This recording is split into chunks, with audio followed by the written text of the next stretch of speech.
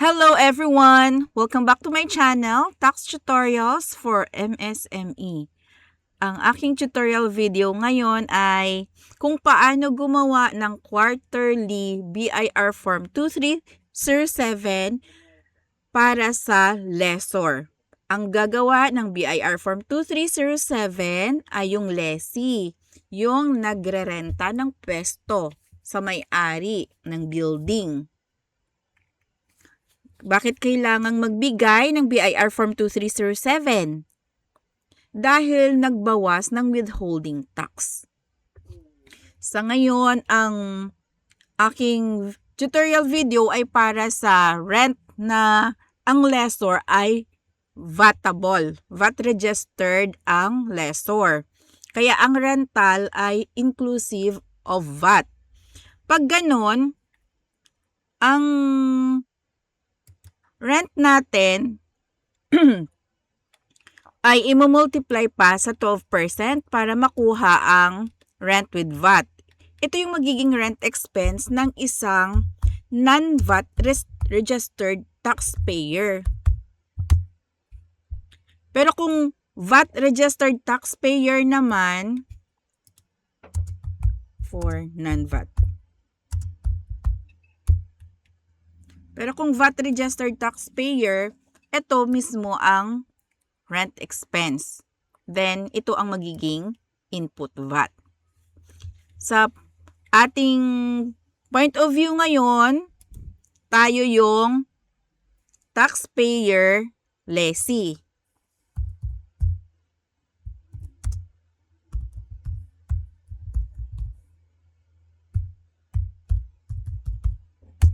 Okay, ako yung lessee.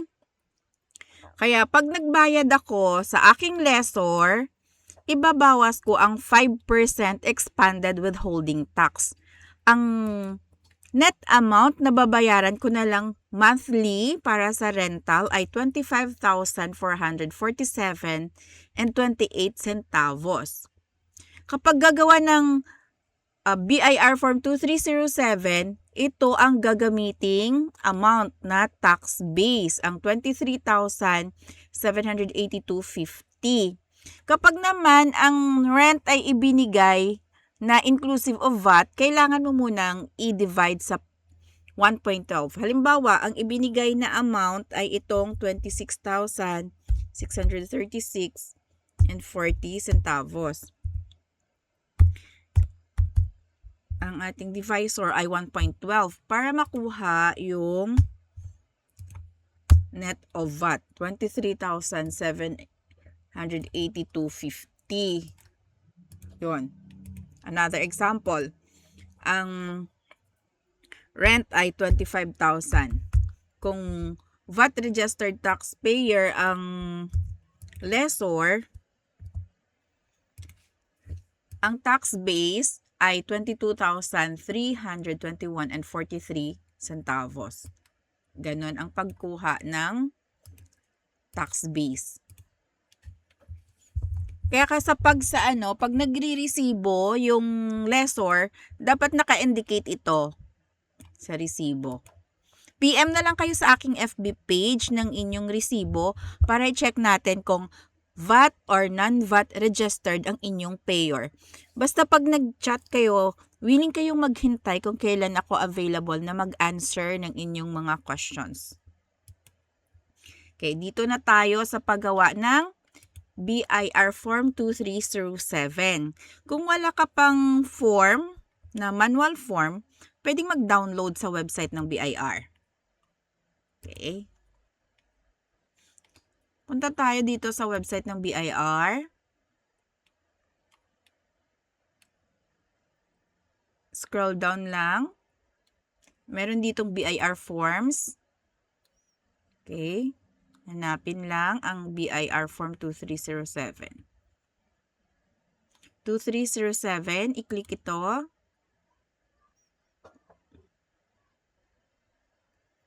Okay. Merong Excel file at meron ding PDF file. Pwede mo itong i-download kung anong gusto mong gamitin. Nung nakaraan, itinuro ko na yung paggamit sa BIR Alpha List and Validation Module. So, Excel ang lumalabas doon. This time naman, ipapakita ko naman kapag sa BIR Form 2307 PDF. Okay, view natin to. Okay, ganyan. Kung gusto mong manual na mag-fill out ng form, i-print lang ito. Okay, print, then fill out. Kung meron kang carbon, mas madali. Kasi isang sulat lang, 3 copies na yung magagawa mo.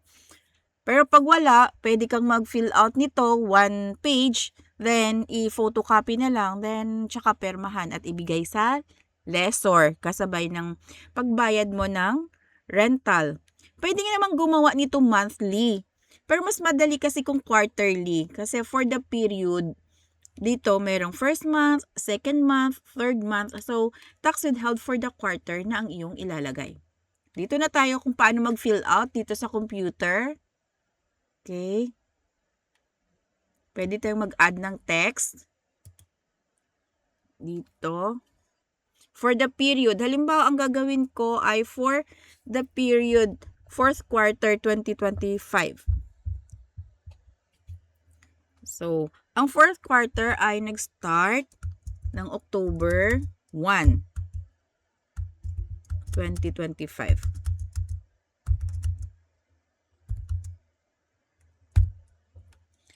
To December.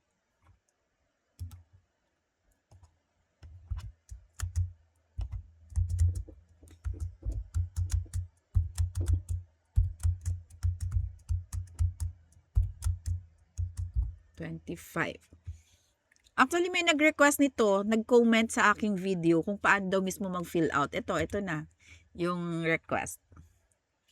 Then, tax identification number, kunyari ang iyong at tax identification number of payee. Ang payee, yan yung lessor, yung may-ari ng paupahan.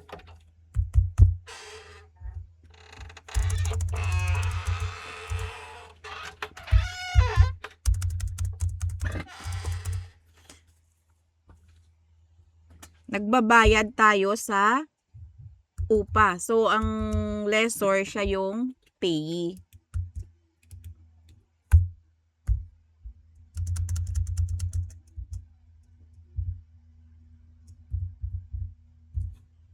Okay. Kung gusto mong nakaano talaga,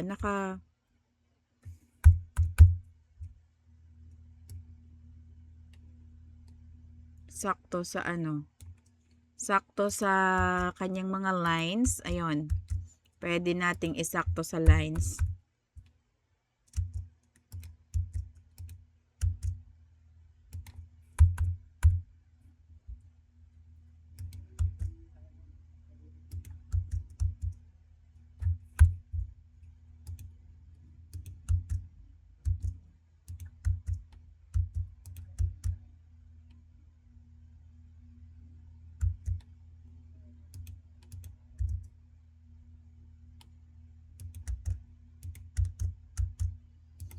Yun, sumakto na. So, yung payee's name, pangalan ng lessor. Name of lessor. Kung ang name ng lessor ay pag individual, last name, first name, middle name. Kapag naman non-individual, corporate name. Registered address. Okay, address ng lessor. Makikita naman ito sa invoice ng lessor. Then yung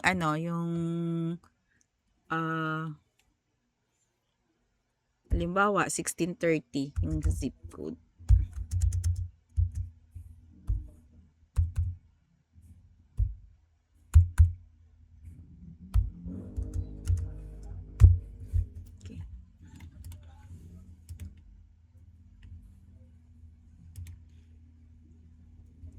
Dito naman tayo sa payer information. Sa payer information, ito yung lessee. Ako yung taxpayer. Ako yung nag-withheld ng expanded withholding tax. At ako ang magre-remit nito sa BIR through BIR form 0619E monthly at quarterly ay through BIR form 1601EQ. Teka. Dito sa sa sample ko. Ito yung schedule Yan. Ilalagay ko itong guide. EWT guide, rent with VAT. Ilalagay ko ito sa video description ko. Ito yung guide.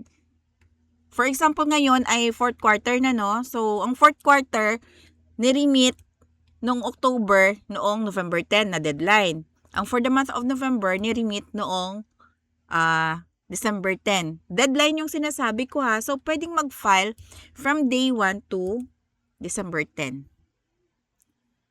4th quarter. Ngayong 4th quarter, for the quarter na covered ang month na October to December, ang date of filing is from January 1 to January 31. Teka, palitan natin tong tax base natin. Tax base natin ganito.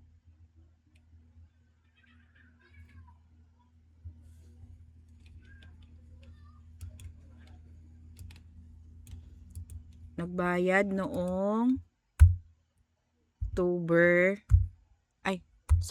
November 10, ang ibinayad ay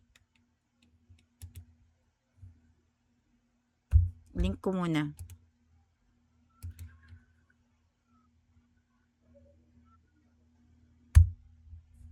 $1,189.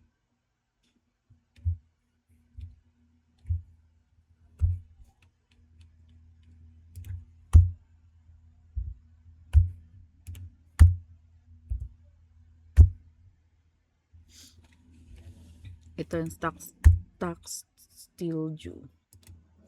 Nagbayad noong December 10 sa pangalawang buwan for the month of November. So, ang deadline naman nitong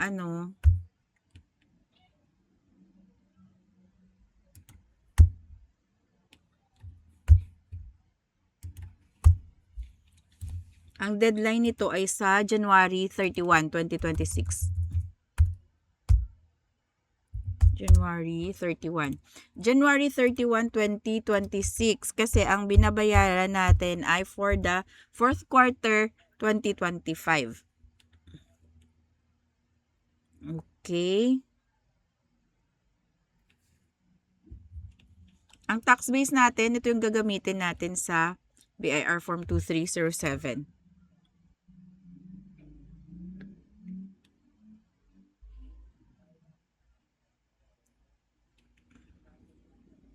Balik na ako dito sa BIR form 2307 natin.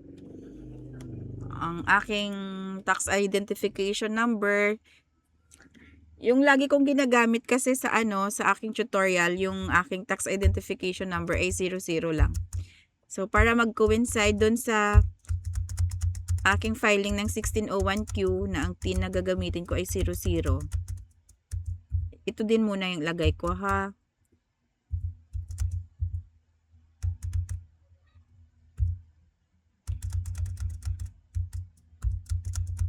Hindi ko mailagay yung mga exact na details dito dahil bawal sa social media, lalo na sa YouTube. May Data Privacy Act tayo. So, registered name of taxpayer kung non-individual, last name. Pag individual ang taxpayer, lessee, first name, middle name. Or, pag corporation, name of corporation dito, registered address.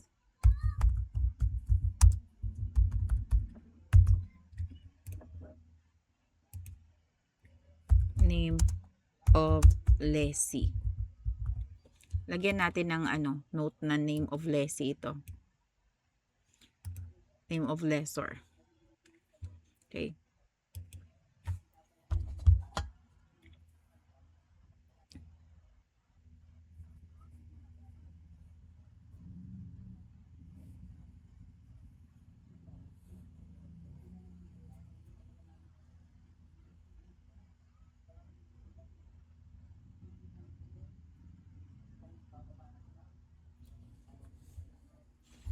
Lagyan natin dito rental. Ang aking lessor ay individual, WI. Kapag ang lessor ay corporation, WC.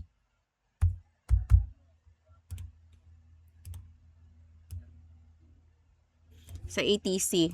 Kasi kailangan yan pag gumawa ng quarterly alpha list of pays. Okay. Total ko na dito. O total. Lagay ko na dito yung yung monthly rental. 23,782 50 centavos. Try ko nga kung pwedeng i-copy.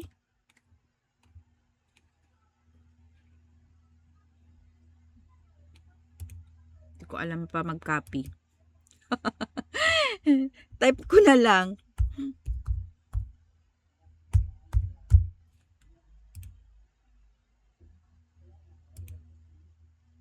Kapag sa Excel, pwedeng i-copy. Tapos pwede pang i-formula.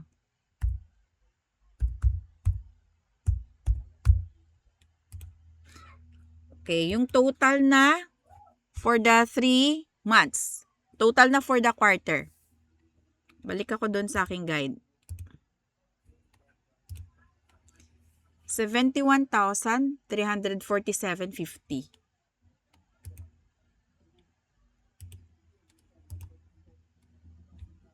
$71,347.50. Tax withheld. Ito ang tax withheld. Total ng 3 buwan, 3,567.38.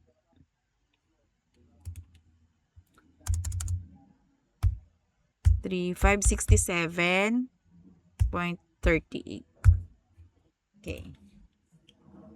Copy lang ito. Paano ba to? Wala ba talagang copy dito? Wala. Kailangan nating mag-type.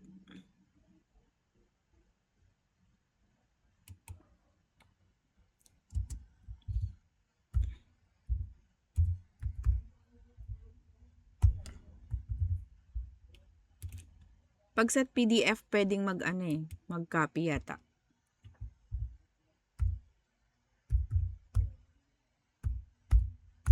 Kung gusto nyong makakuha ng copy nito, pwede na lang kayong message sa akin sa aking email para isend ko yung file.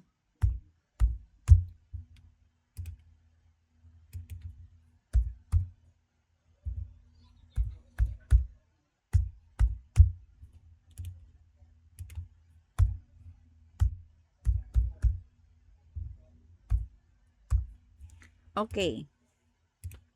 Tapos na rin mag-type. Signature over printed name of payor. So, ako ito. Name of lessee. Dito naman yung name of lessor. Okay, tapos na. I-print na lang to ng 3 copies. Then, permahan. Ipadala sa sa lessor kasama ng cheque kung nagbabayad ng cheque or cash. Then, huwag kalimutang humingi ng invoice. Itong ating withholding tax ay ginagawan din ng quarterly alpha list of payees. Gagawa naman tayo niyan sa isang tutorial video. Pwede nyong gawing basis yung aking tutorial video noong 3rd quarter. Papalitan nyo lang yung month na covered. 4th quarter ay October, November, and December. Okay guys, sana may natutunan kayo sa aking tutorial video ngayon. Kung napanood nyo ito, please mag-comment kayo sa baba para malaman ko kung ano pa ang pwede kong ituro sa inyo sa mga susunod ko pang videos. Sa mga bago pa lang sa aking channel, please don't forget to subscribe. Pwede nyo din itong i-share ang aking videos. Thank you so much! Bye!